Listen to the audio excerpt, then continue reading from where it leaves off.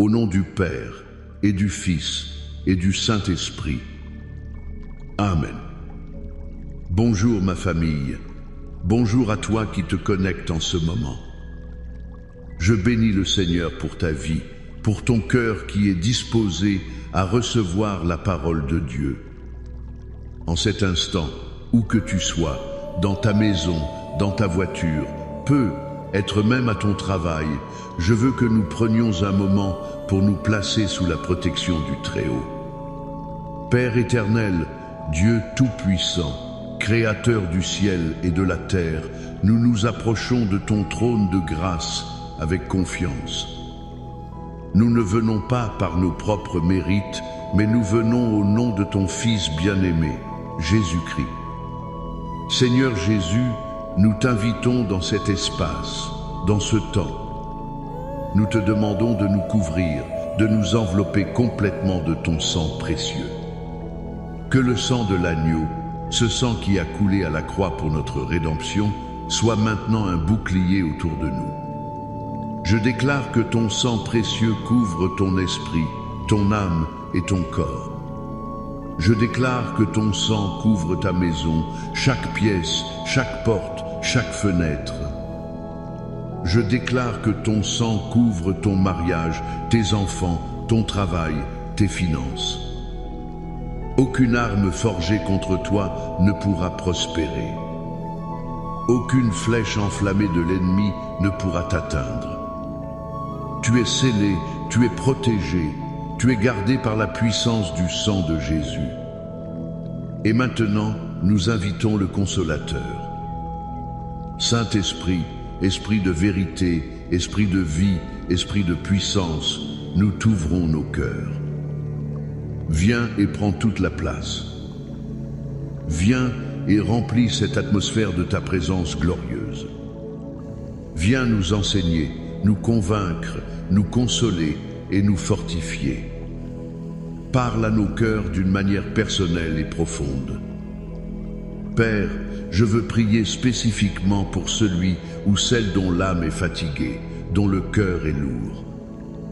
Tu vois ton fils, tu vois ta fille qui se sent épuisée par les combats de la vie. La Bible dit dans le psaume 23, et c'est notre thème aujourd'hui, il restaure mon âme.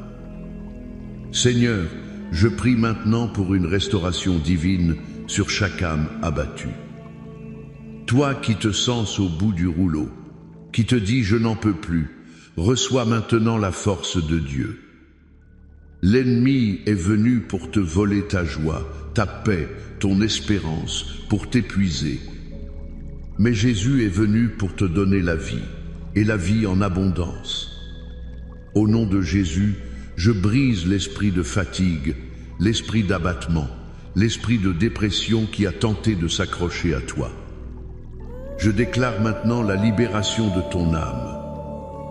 Je déclare un vent nouveau de la part du Saint-Esprit qui souffle sur toi, qui te ranime, qui te revigore, qui te relève. Reçois la force de Dieu maintenant. Amen. Famille prophétique, je suis si heureux de partager ce moment avec vous. Si tu sens déjà la présence de Dieu, écris Amen dans les commentaires. Fais-le maintenant. Montrons à l'ennemi que nous sommes unis dans la foi.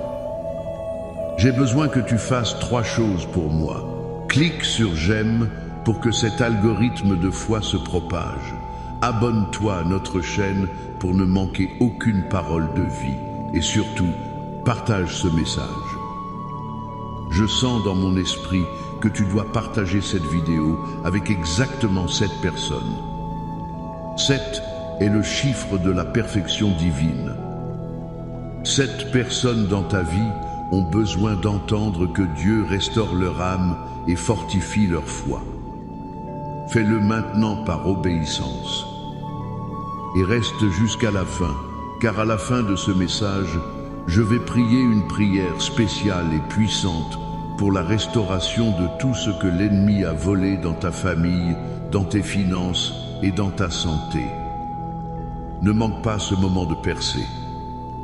Notre thème, comme je l'ai dit, vient du psaume le plus connu, mais peut être l'un des moins compris dans sa profondeur, le psaume 23. La phrase clé pour nous aujourd'hui est « Le Seigneur restaure mon âme et fortifie ma foi ». Nous allions regarder cela ensemble.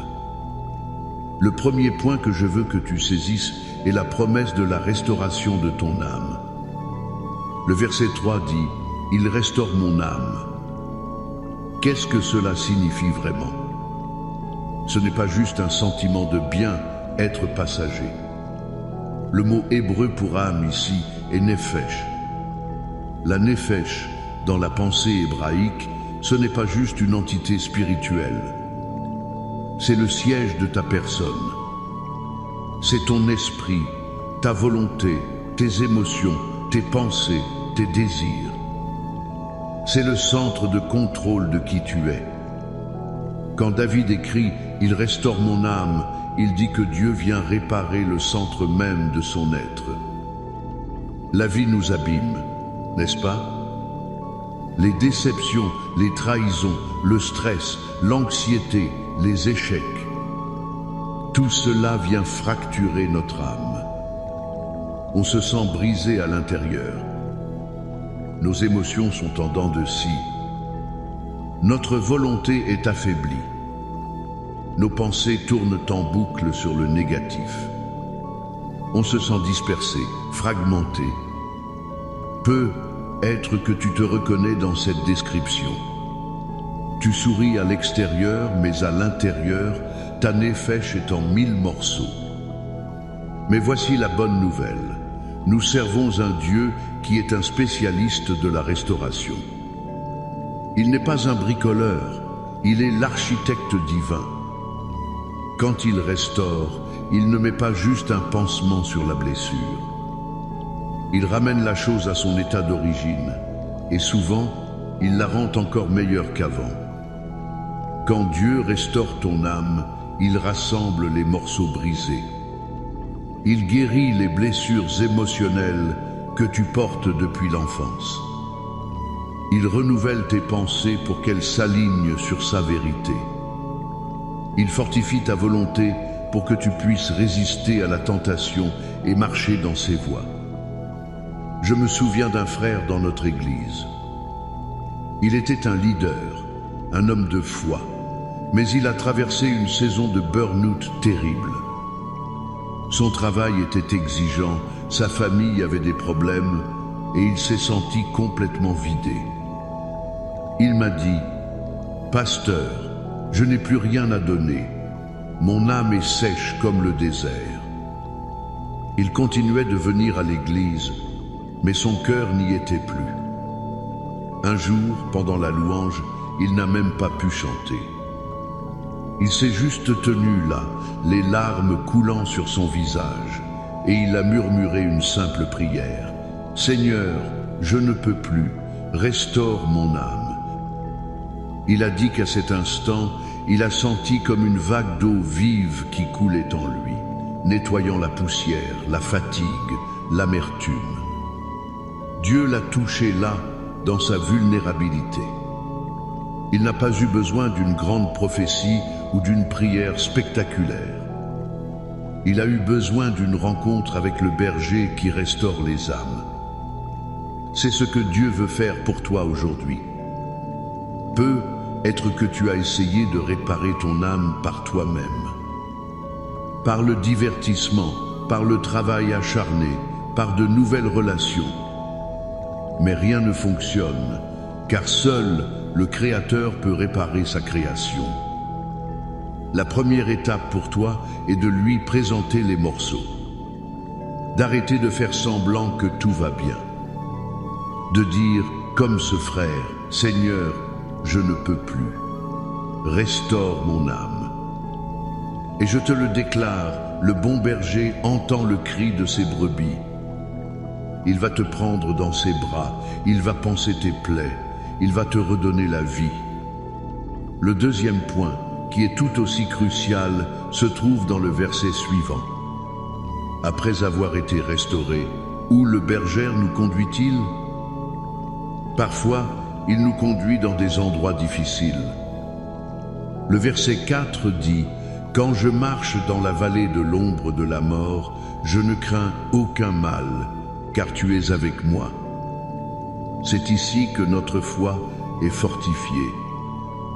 Remarque bien les mots. Il est dit « quand je marche ». Cela implique un mouvement. Une vallée n'est pas un lieu de résidence, c'est un lieu de passage. Tu n'es pas destiné à camper dans la vallée de l'ombre de la mort. Tu es appelé à la traverser. Beaucoup de croyants font l'erreur de planter leur tente au milieu de leur épreuve. Ils s'installent dans la maladie, dans le deuil, dans la crise financière. Mais le berger te dit, continue de marcher, je suis avec toi. Il est aussi dit la vallée de l'ombre de la mort. Une ombre ne peut pas te faire de mal. L'ombre d'un chien ne peut pas mordre. L'ombre d'une épée ne peut pas couper. L'ombre de la mort est terrifiante. Elle a l'apparence de la mort, elle sent la mort, mais elle n'a pas le pouvoir de te détruire. Pourquoi? La réponse est dans la fin du verset, « Car tu es avec moi ». Voilà le secret. La foi n'est pas fortifiée dans les verts pâturages et près des eaux paisibles. C'est facile d'avoir la foi quand tout va bien. La foi est forgée, testée et purifiée dans le feu de la vallée. C'est dans l'obscurité que tu apprends à te confier, non pas en ce que tu vois, mais en la présence de celui qui marche à tes côtés. C'est dans la vallée que tu découvres que sa houlette et son bâton te rassurent. La houlette est le bâton recourbé que le berger utilise pour ramener doucement une brebis qui s'égare. Le bâton est l'arme qu'il utilise pour combattre les prédateurs. Dans ta vallée, Dieu te guide avec douceur et te défend avec férocité. Pense à David lui-même. Il n'a pas écrit ce psaume depuis un palais luxueux en sirotant une boisson fraîche. Les historiens pensent qu'il a écrit ce psaume alors qu'il fuyait le roi Saül qui voulait le tuer, ou peut-être plus tard, quand son propre fils Absalom a tenté de lui voler le trône. Il a connu la trahison, la peur, la solitude, le désespoir. Il a littéralement marché dans des vallées sombres, se cachant dans des grottes. C'est là, dans cette obscurité, qu'il a écrit les paroles les plus pleines d'espérance de toute la Bible. C'est là que sa foi est passée d'une connaissance intellectuelle de Dieu à une confiance intime et inébranlable en son berger. Peut-être que tu es dans cette vallée en ce moment. La vallée du diagnostic médical effrayant. La vallée du compte en banque vide. La vallée du mariage qui s'effondre. La vallée du deuil. L'ombre de la mort plane sur une situation de ta vie. Et tu te demandes, où est Dieu? M'a-t-il abandonné? Écoute-moi bien. C'est précisément dans cette vallée que sa présence est la plus proche. C'est là qu'il veut te montrer qu'il est plus grand que ta peur, plus fort que ton ennemi, plus puissant que ta situation. N'abandonne pas dans la vallée. C'est le terrain d'entraînement de ta foi. C'est là que tu vas passer de brebis craintive à guerrier victorieux. Crie à lui. Appuie-toi sur lui. Déclare sa présence avec toi. Et continue de marcher. Je prophétise sur ta vie qu'il y a une sortie à ta vallée, et de l'autre côté, il y a une table que Dieu dresse pour toi en face de tes adversaires. La victoire t'attend. Maintenant, je veux sceller cette parole avec une déclaration de protection divine. Je veux que tu écoutes attentivement chaque mot. Ne sois pas distrait. Reçois cette parole comme un bouclier pour ta vie. C'est le psaume 91. Celui qui demeure sous l'abri du Très-Haut repose à l'ombre du Tout-Puissant. Je dis à l'Éternel, mon refuge et ma forteresse, mon Dieu en qui je me confie. Car c'est lui qui te délivre du filet de l'oiseleur, de la peste et de ses ravages.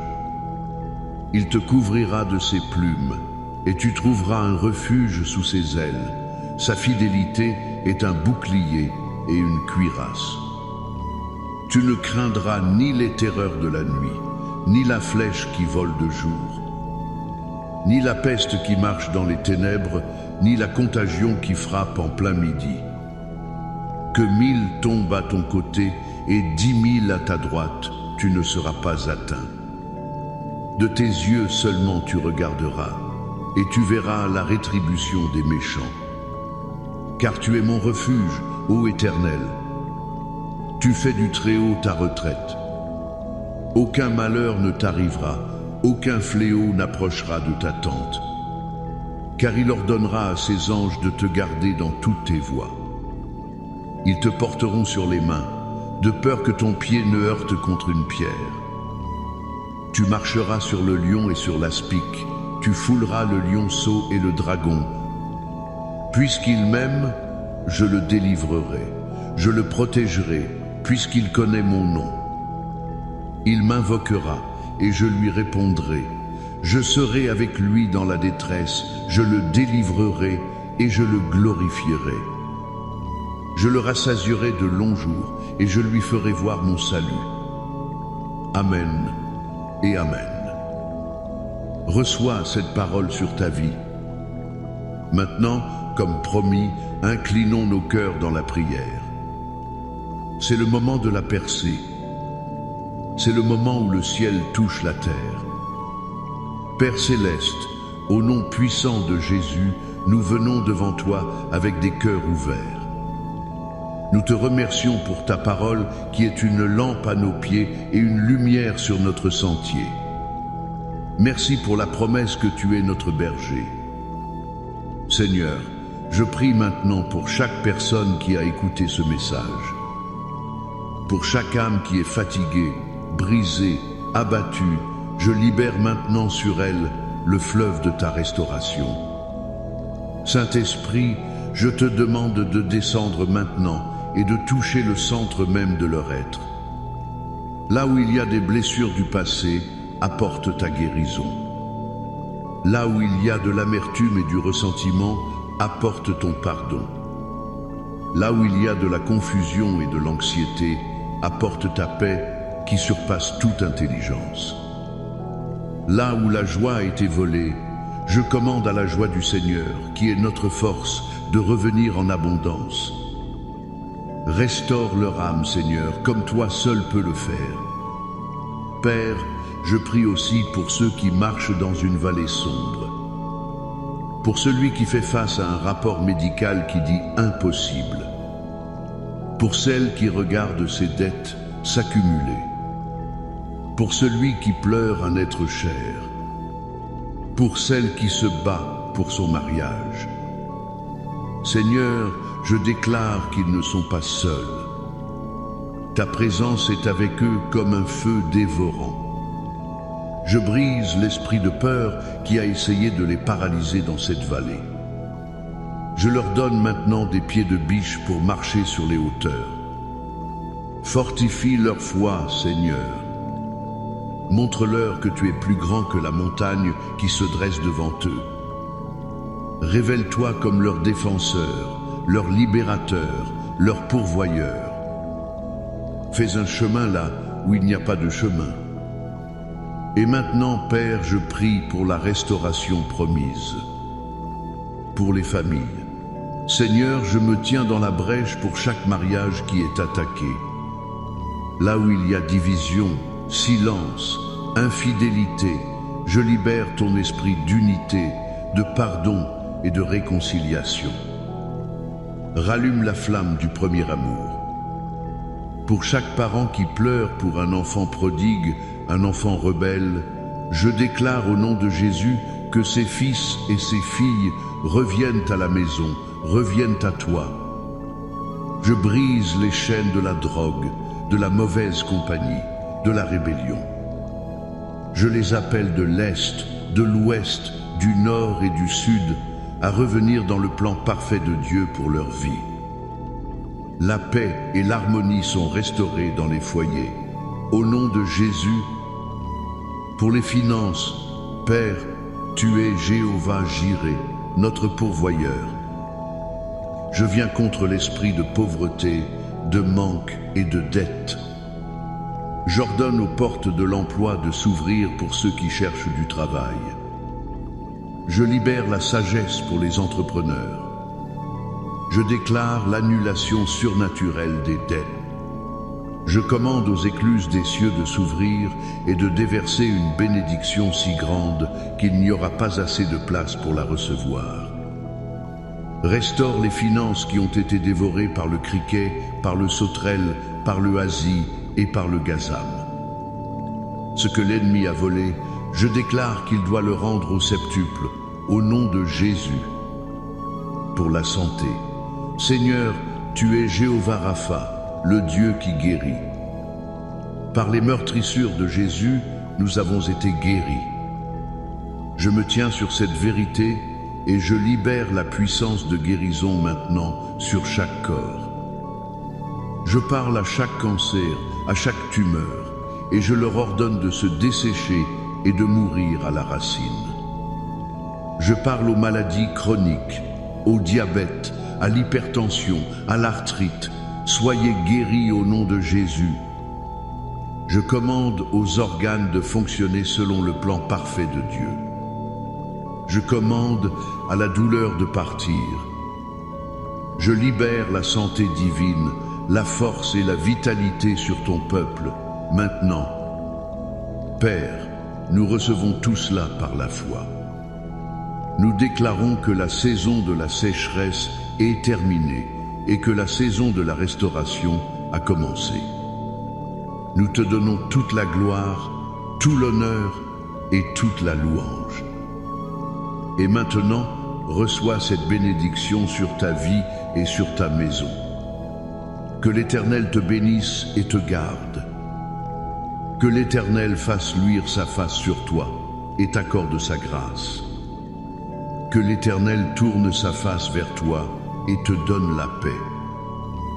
Au nom du Père, du Fils et du Saint-Esprit, va dans la victoire, va dans la paix, et souviens-toi que le bon berger est avec toi chaque jour jusqu'à la fin du monde. Amen.